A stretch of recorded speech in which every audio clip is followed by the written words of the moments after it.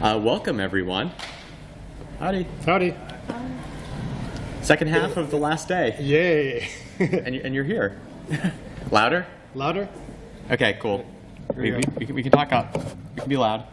Hello. There we go. All right. Okay, cool. All right. So, welcome to Leaving the States, Sessionless, Stateless, Authentication in Drupal 8 with Whole Foods Market. Can you guys hear me? Yeah. Okay. Here we go. All right. So, brought to you by these guys here. I'm Dr. J. I'm tech lead for Whole Foods Market. Got some content info up there if you guys want to shoot me some hate mail after this is over. Been with Drupal project for about 11 some odd years now, since 4.7. Last 5 years with Whole Foods Market, and we will be telling you all about that soon. And my name is Adam Weingarten. I'm a senior technical architect over at Acquia. I've been working on and off with Drupal, I don't know, probably since about 7 came out. Did a little swing backwards to 6, came back to 7, then went to 8, and I've been working with the Whole Foods team now for the past 8 months. So you know, there's definitely a lot of relationship there. So, and this is brought to you by Acquia and Whole Foods. So, Acquia and Whole Foods have been working together for a while now. For 4 years? Yeah. So, just a really great relationship between the two. It's kind of a natural fit in terms of cultures. You know, I don't know. And so we've got kind of a blended model. We do have some internal devs at Whole Foods. We've got an Acquia Cham who's joining us today as well. And then we've got some professional services, and we do some outsourcing on build as well. So we've got kind of almost like 3 teams that work together. The thing we're going to talk about today is what we've done in terms of trying to scale our authenticated traffic as WholeFoodsMarket.com shifts over to Drupal 8. So we've got some bullet points here. You guys saw them all in the session description, but we're going to talk about why scaling authenticated traffic is hard in general in Drupal, what Sessionless Auth is, and some of the ways that we've been using it to manage single sign-on to multiple sites. In our case, that's a blend between Drupal 7 and Drupal 8. Our work with an external auth provider. In our case, that's Janrain. And then PIIaaS, I think we've coined that phrase, right? Sure. It's PII as a service. So this is a model of how we are delivering personal information from an external microservice.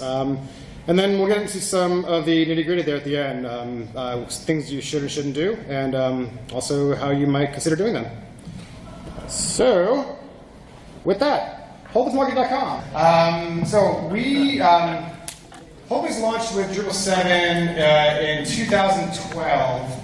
Launched that was about a week before I joined them, and that was delivered as from an external partner. Pretty much what you would expect if you were receiving a Drupal site from a very talented PHP developer who had never seen Drupal before, but maybe had Drupal described to him.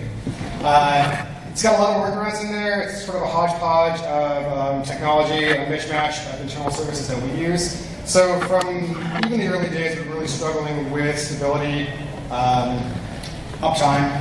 We don't think in terms of nines at Whole Foods. There's 0 nines. So that's part of what brought this engagement together with Acquia. Acquia's been really instrumental in stabilizing the site up that first year, keeping it performant, and then really we've been counting the days until D8 was ready so that we could start making an investment in a more stable platform for us and really doing a more deliberate build. The situation at Whole Foods right now is that you may have heard we've been acquired by Amazon. We are still trying to get a handle on what that looks like. Both companies are still in sort of a discovery phase there. So it's been really difficult for our marketing department to make intelligent commitments to what the next iteration site's going to look like. And so we really aren't in a position where we can do a big bang build and just sort of get it all there out at once. So that's led us down this road where we're really trying to take our existing D7 experience and to the best of our ability piecemeal it over to D8 without giving much disruption to our customer base. At the same time, we do have some marketing goals that are driving this. One of which is that it's live as of last week, so I can talk about it now. We are starting to deliver a personalized coupon experience that's more in line with the way that our app has been running. Because of this, we're really trying to drive up the amount of authenticated traffic that we bring in. traditionally, for the last 5 years, we're looking at like maybe 0.5 to 1% of our traffic actually signs in and initiates a session with Drupal. That's because there's not a lot of value add for that. We do offer some like shopping lists and little links here and there. But all right, so build, traffic. Okay, so we're shooting for basically a 40x growth in the amount of authenticated traffic that's hitting our web servers, and we're trying to keep our infrastructure roughly similar to serve that. And so we've got a big technical challenge ahead of us in terms of how we're going to scale to that growth anyway, but also how we're going to scale to that growth and keep the site afloat as a dual technology domain and do it in a way that we can scale and move everything over as we need to. Yeah, great. We got some issues on D7's list here. We got primitive Janrain social integration. So we do use a single sign-on provider called Janrain. They handle social login and just are basically the gatekeeper to our D7 page. We don't really use a lot of the Janrain features, but as that sort of traffic cop on the way into the site right now, we do integrate with their social integration widget, which is really heavy. I think it adds about 300K to our page load. And it's not quite stable, it's not very responsive, it's a little ugly. So that's an issue that has been identified as something to take care of. Bloated DB, copies take forever. We have had one of our TAMs tell us that Whole Foods is a case study of one of the clients with the largest databases in the Acquia stack. I don't know if that's true or not, but anyway, it's substantial. We were storing unnecessary PII. That's a relic of the way that we're using email addresses for usernames. And then, yeah, authenticated experiences requiring full page loads. A lot of things were not cacheable on the site. And so it's been really kind of killing performance. I really wish I could take credit for that quote. That is our Acquia. I can take credit for the girl that's not though. So you want your food to be grown organically, not your website. All right, so D8 high-level goals. yeah, so yeah, so I think we mentioned that there were a bunch of things that we're really trying to get to in D8. So we did want to get to a roughly 10% authenticated traffic. We wanted also to have single sign-on between Drupal 7 and Drupal 8. So that was an interesting one. We wanted to facilitate this personalized experience, and we also wanted to make sure that we did a better job of mobile and responsive for our users. So as part of this, we kind of wanted to get back to the basics. So first thing is, scaling anonymous traffic is actually really, really easy. It's one of these things that you can throw money at and it goes away, which is wonderful. So you can buy an awesome CDN, like Fastly, like Akamai, or Cloudflare. I know Cloudflare was here at this conference, which is kind of cool. Yeah, we should have listened first. Yeah. But in our case, we're working with Fastly, but they're all great providers. And you also often will use Varnish in front of your web servers. That helps take some of the hit as well. So you hit your origin, you store the information of Varnish at CDN, and that helps protect your Apache web servers, which are kind of the fleshy underbelly of your Dragon infrastructure. So caching can solve those problems. Makes it really, really easy. So you don't need lots of expensive web servers. So the other basic that's interesting to understand a little bit about is what is a session. So we're talking about sessionless authentication. We'll get there. But what is a session? So it really is just, according to Wikipedia, the back and forth between your client and your server. You're storing some information. You're just understanding what is that back and forth. Nothing too crazy. What is a PHP session? So there's a session, kind of super global. You typically start with session start early in your PHP script. Drupal will actually grab that and then store some additional requests across different. It stores the data across requests in the DB, and then it uses a cookie value to ID you. If you were to look at a session, you'll see in Chrome, you'll see the cookies. It has an identifier, and that typically identifies you. That's great, except that can be a pain sometime. I'm not sure who in the crowd can read this, But basically, this is a quick curl I did of a page that is not getting cached. So all those cool things that we had to protect our site now go out the door because we have a session. So most people have code in their CDN or in Varnish to basically bust up cache for sessions, because if, let's say, I'm serving one person unauthenticated experience, well, this other person who comes along doesn't want to see the other person's authenticated experience, they want to see their own. So we use session to bust the cache to make sure you get your data and you get your data, and you're not seeing each other's stuff, because you're really not going to be happy if you're sharing your information with the person on the other side of the room. So we're talking about a lot of pressure on your server. It's definitely a lot. Thank you. We have some conflicting requirements here that we're talking about. On one hand, we have all these personalization goals. We want to do these things that are really, really unique. But on the other hand, our infrastructure is really bad at doing that. All those cool tools that we have to serve lots and lots of traffic to anonymous users don't work anymore. So now we actually have to do real work. And we actually have to think about things. That's kind of lame. And then to make things even better, remember how I mentioned we need to support Drupal 7 and Drupal 8? Yeah, that's going to be a lot of fun too.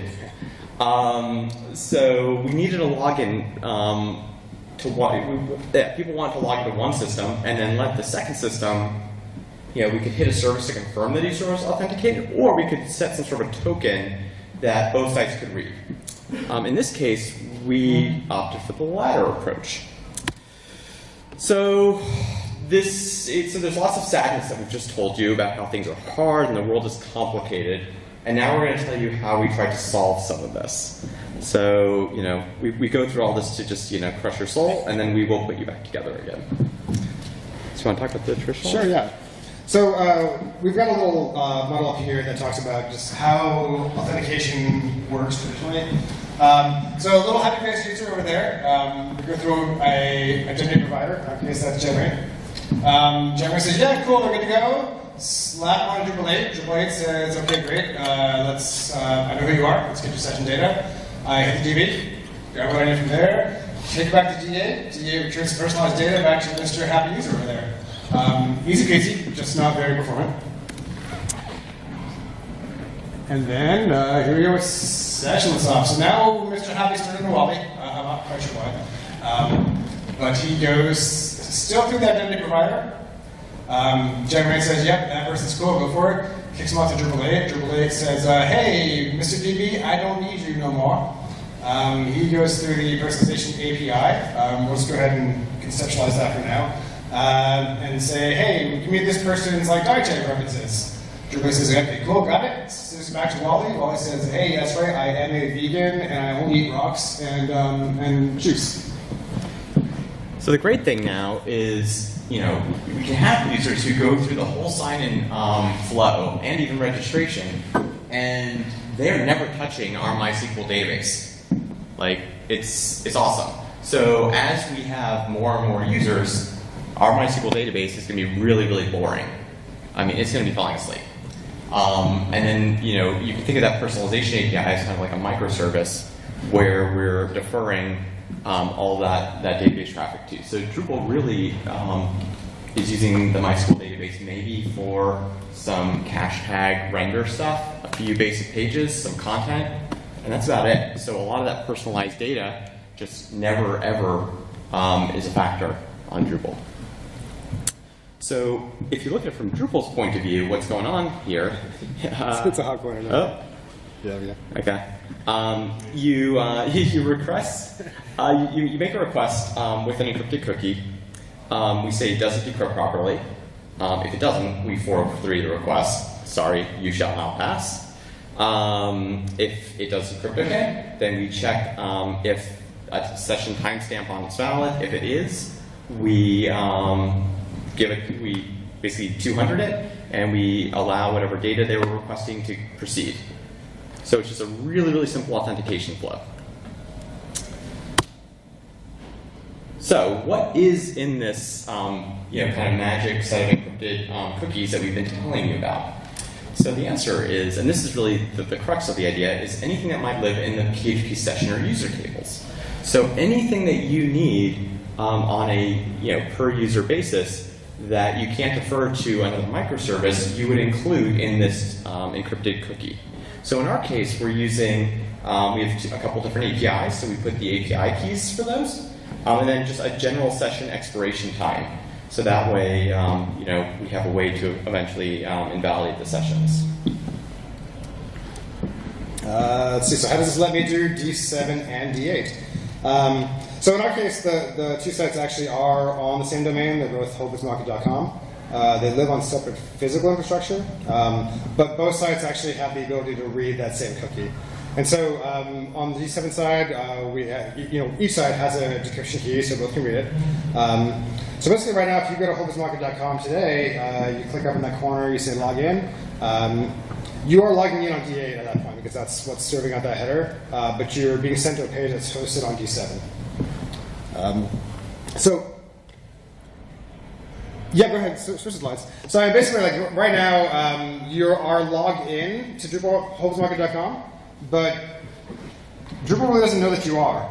You don't have a session technically active in Drupal, and so now we've got a situation where we have a bunch of people that are really authenticated into the sites, but we've got no real way to kick them out because, well, how would we do that usually, right? We truncate the table, say, get out of here. And so now what? Now we moonwalk, right? Tough crowd. Yeah. These are many. Oh, okay. They're still recovering from the party last night. Anyway, so how do we control the zombie hordes? Here's the basic flow right now, right? If you are, if you're Joe, you sign in, right? You get a cookie set on September 7th, 8 a.m. We expire that 3 days later as normal. It takes 5, okay? That's kind of just the state of affairs, right? We also have a get off my lawn button now, right? So if you sign in, if Adam kicks you out at October 7th, tough, you're down, right? I'll talk about how to do that later. After that button is clicked, you guys are all off my lawn, anybody who logs back in, still good to go. 30 days, it's all good, man. And just to reinforce why this would be a problem, does anyone remember about 2 years ago when there was that major critical security patch on Drupal.org? Core patch, like massive SQL injection. Who had to scramble and do that patch? Show of hands. And kill all the sessions. Yeah. That's it. That's exactly why. So if you haven't accounted for that, your life is going to suck at some point. So make sure you know how to kick people out. And there's also normal reasons why you might want to kick somebody out of a site, right? There's. Hello? Good. Yeah. Okay. So having the way to do that, if you don't build in a way to do that up front, you're going to cry later because then you've got no way to handle that. And then we've got our fancy PIIaaS, right? Storing PII as a service in an API. This puts all personalized content into a single API that we hit as a web service. At Whole Foods, we've got sort of a homegrown application that we do to serve that. We call it UPM. It's Universal Profile Manager, where that kind of aggregates all of the user data that's tied to that user's ID throughout the ecosystem. So at that point, Drupal is basically just a consumer of that API like anybody else, right? There's no, we don't make database calls, we don't store it in the database internally, even if we wanted to. And so it keeps it nice and clear, and then also gives us a nice boost. People go back to Amazon and say, hey, we're not storing to find people in here, right? So it's a clear separation of concerns. And what we've discovered is that proxying those service calls is bad. I'm going to actually pass the mic to Adam to talk about that one. Yeah, so it's really bad. We mentioned before that the weakest point of our infrastructure are web servers. So in this case, if we're working with a microservice and we have to proxy the calls to that microservice, that means the call is first going to, I'll get into the details of why, but basically you need to understand your infrastructure. You have these web servers, they have a finite number of PHP procs that they can run. So there's a limit to how much you can do all together at the same time. And every time that you make one of those service calls, you consume one of those PHP procs. So you start to chew up the amount of concurrent stuff that you can do. And the longer that the microservice call takes, the longer that you're eating up those available resources. So it starts to limit how many transactions per second, like your throughput, that you can do. So a lot of the benefits that you gain could be negated because of that. So what does that actually look like now? So if I proxy through Drupal, let's say Wally's asking for dietary preferences. So Drupal authenticates with let's say an API, and let's say everything is okay. They then go to whatever this PII data store is, and they get the response back to Drupal, and then Drupal gives it back. This means that Drupal needs to wait and keep a proc tied up for the dietary preferences while this whole thing is happening. So we're basically burning time and money at that point. We're just eating up these procs. We're waiting, let's say 200-300 milliseconds per proc for this web service call to happen. It's a bummer. Well, the way that we want to do it is we want to use kind of an OAuth mechanism. So what we would do is we would ideally get some sort of an OAuth token from an OAuth authentication provider the first time. We give that token back to Wally, and then any other time that Wally wants the dietary preferences, he makes that call with that OAuth token. So he can go direct to the microservice instead of going through Drupal. So we've taken out that 200 millisecond delay here on every single request from our servers. So all our servers need to do is the one request for the one OAuth token, and after that, all the subsequent requests bypass Drupal altogether and can go direct to the microservice. This one's a little tricky to understand. Does this make sense to people? Do you have any questions on this slide? This is happening in JavaScript.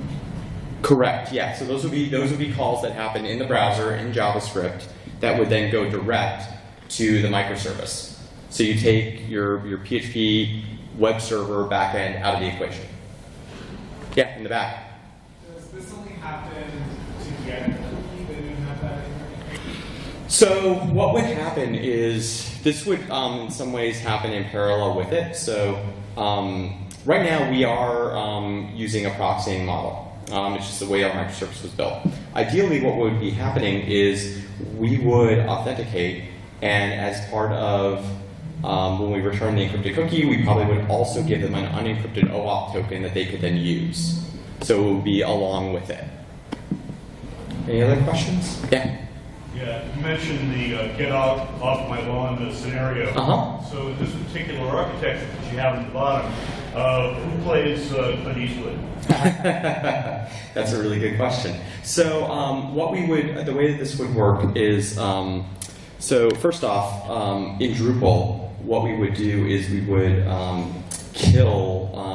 we would have our big red button, and you press the big red button, and we would save a timestamp that basically says anyone who has authenticated before this time, I'm kicking them out. And then anytime subsequently that they try to authenticate, they'll decrypt the cookie, they'll look at their session time, they'll compare it, and they'll say, is this valid? No? Okay, well then 403 then. What we would also then do is communicate that back to the OAuth provider as well, and basically kick everyone out of OAuth and invalidate the tokens. So we can lock everybody out. We can't lock out an individual, like if I'm understanding right. That's correct. Yeah. Sorry. Yeah. Yeah, that's correct. I mean, we don't. I suppose we could build in that facility. We could very easily. Yeah, but it's not something that we've done or have a use case for. But if we were to do that, that's kind of a quick thought experiment. What we would do is we would add some sort of a database table with like a ban list or a kickout list. And then we could compare that against the current users and say if they're on the ban list, make sure that they're specifically, they have to have this in their decrypted cookie that says that they've logged in after that initial kickout for them has happened. And then once they authenticate again, we check, we see, oh, their encrypted cookie now has something that says they've logged in after that initial ban, let them through. So there are ways that we can definitely work through that, but the point remains that you just simply add some additional stuff to that encrypted cookie and then send it over to the user, and that's how we could handle that. Any other questions about that one? Cool. So yeah. That's rehash of the last thing. So at the end of the day, it's all about scalability. One piece of functionality that we mentioned was D7, D8 integration. We can really do that, but also how scalable is this? So a few weeks ago, we actually did a load test on an environment that was not exactly prod, but it was something that was interesting to play with, and we tried to max it out. So you can see here, most of this is really boring. No one was doing anything. The graphs are 0. But here, this is when the load test was running, and you can see we pretty much spiked out the CPU. That's it just says we're under load. But the part that's really interesting here is also our memory consumption, first off, is near nothing. So each of these procs is really not doing much. It's just doing a little bit of crunching. The other thing, though, that is interesting is if we go to the next slide, you can see our database usage also. So over here, you'll see, okay, our database memory is pretty constant. It's pretty much asleep. I mean, our database is tiny. There's not much going on. In fact, I think the entire thing is pretty much just stored in memory. But then you can see as we start doing this load test, okay, we get a little bit of activity, but almost nothing.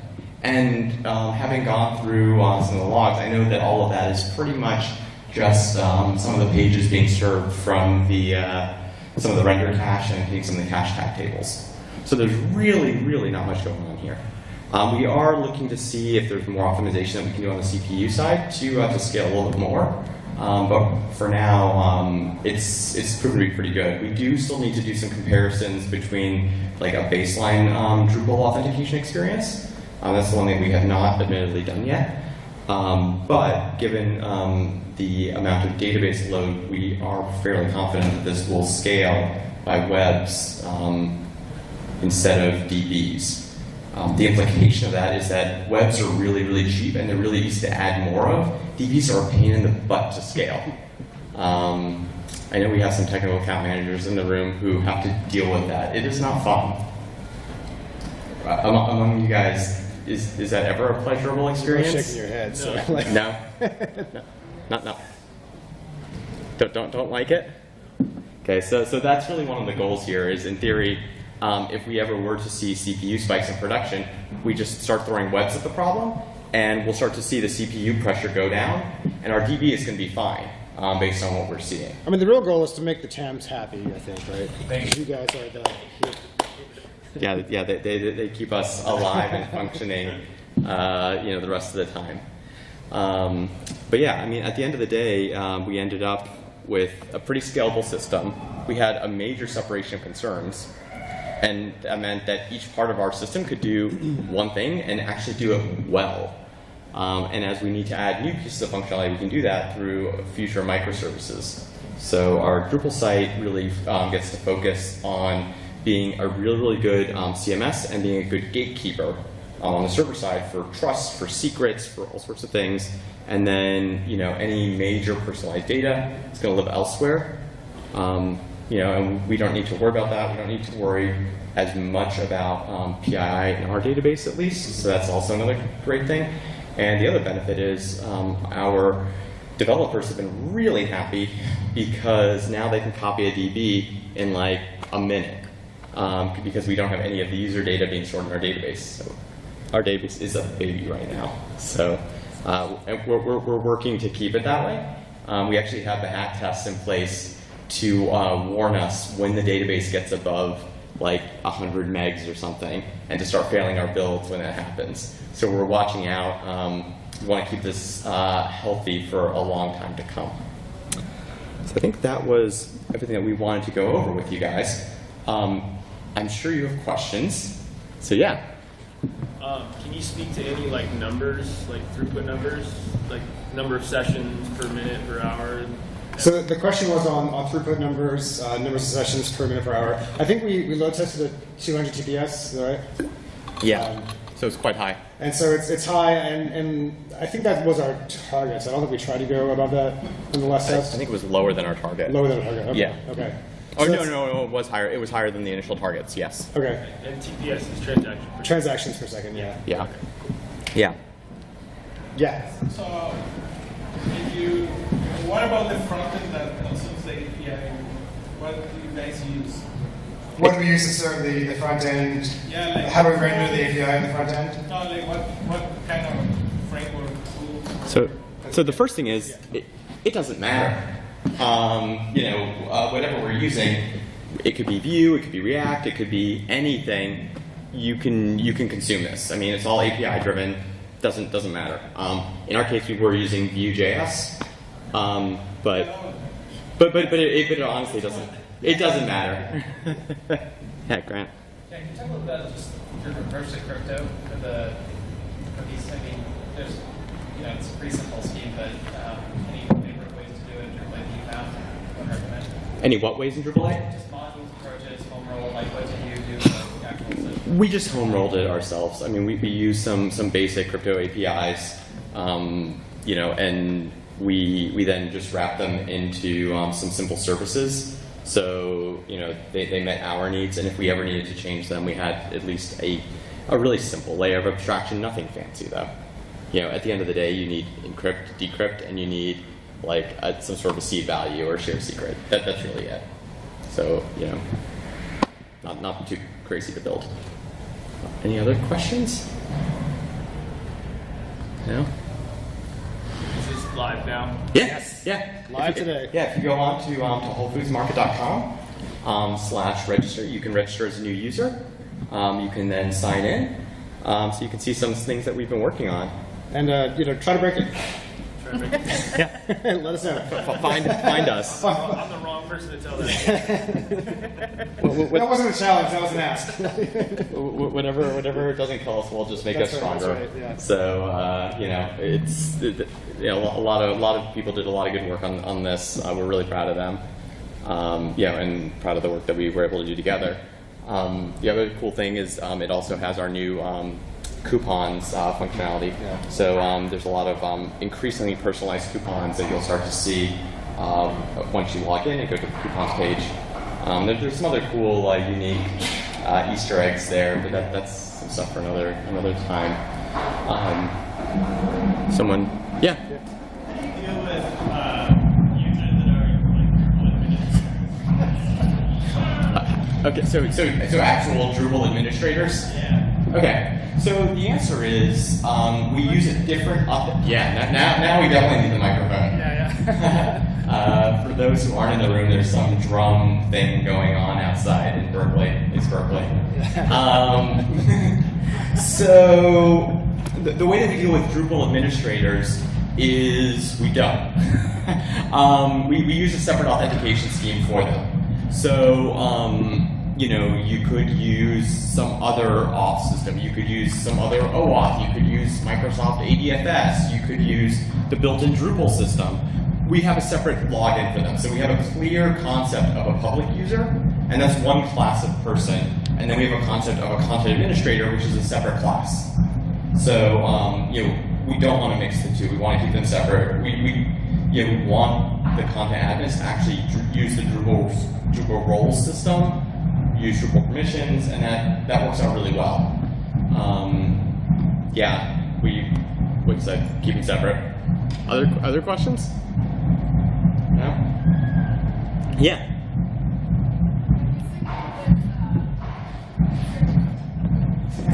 Come on out.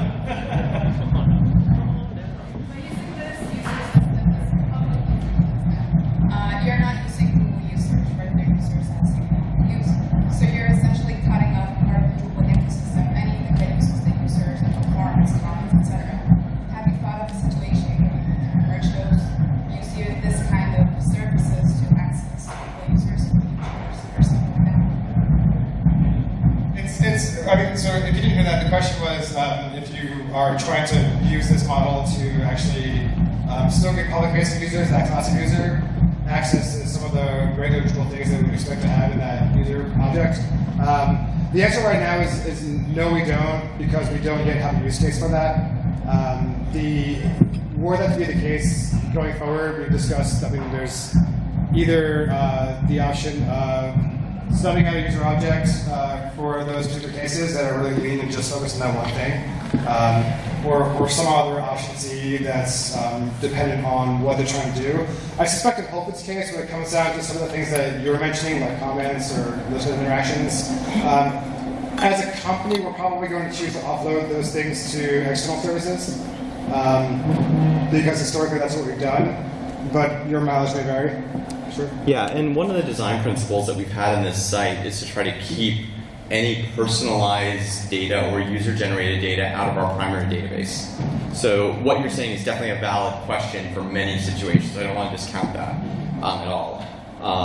But in our case, if we start to put those into our primary database is going to get bloated very, very, very fast, and it's going to destroy our developers' velocity. So, we would then have to do some sort of intricate sanitization to try to copy the database someplace else and then shrink it and compress it to a point where a developer can actually work with it and continue to do stuff. And just to tack on to that as well, like part of our ethos right now as a tech team is trying to make sure we're preserving some of those sizing issues that we can keep scaling that way.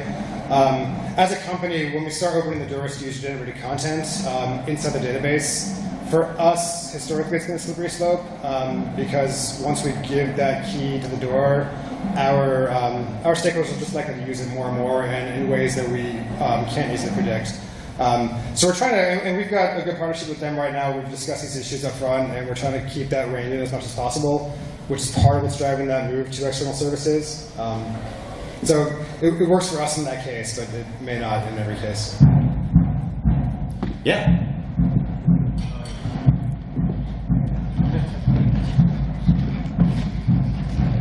How much of the content you're displaying to the user is being actually rendered in Drupal, and how much by some kind of front-end framework? Because I'm looking at this and wondering if there's personalized content that's going to go into this thing, how it's going to get there.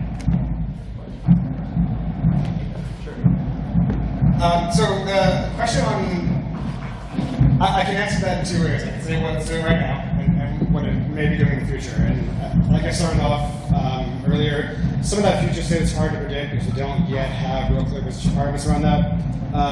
Currently, there's really no content that lives in Drupal 8. So we're using the plumbing for a lot of stuff. It does deliver things like the header and some components within that. But like, for example, the major contribution right now in Drupal 8 is that personalized coupon page. That's being rendered by external data sources right now. So that's all being rendered by external.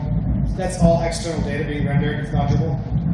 Yeah, so what we're using is any personalized data in our Drupal 8 site is going to be rendered client-side using Vue.js. So basically what we're trying to do is if you have any traditional content, we are going to render those using the Drupal render system, Twig templates. So let's say we have a page about, I don't know, some evergreen content, a basic page. It's going to be fully rendered with Drupal. There's really going to be virtually no elements of that are rendered in Vue. We have some utility nav stuff in the header that changes. That stuff will be rendered with Vue, but for the most part, it's Drupal. Anytime though that we do have those personalized elements, those are the parts of the page that Vue.js is going to take over. So in the case of our coupons page, most of the page is actually being built by Drupal, except for the personalized elements. We make a web service call back to Drupal. Drupal gives us it goes to our personalization microservice. We get the data back. We give it back to the browser, and then Vue.js renders that on the page. And that's the model that we're going to be taking for personalization as we build this site out. Is a lot of little services either at Drupal or elsewhere where we get those personalized pieces and then we make small adjustments on the page based on them. As much as we can. Like for things like the header, we do want to put those into either cookies or the local store, so we're not doing it every time, not doing it excessively, but we do it when we need to, and that gives us a really, really cacheable architecture. So the actual pages themselves are the same for everyone. We just have a small kind of JavaScript overlay that makes it unique to you. Any other questions? Anyone else? Great. All right, cool. Well, thanks for coming. Appreciate it.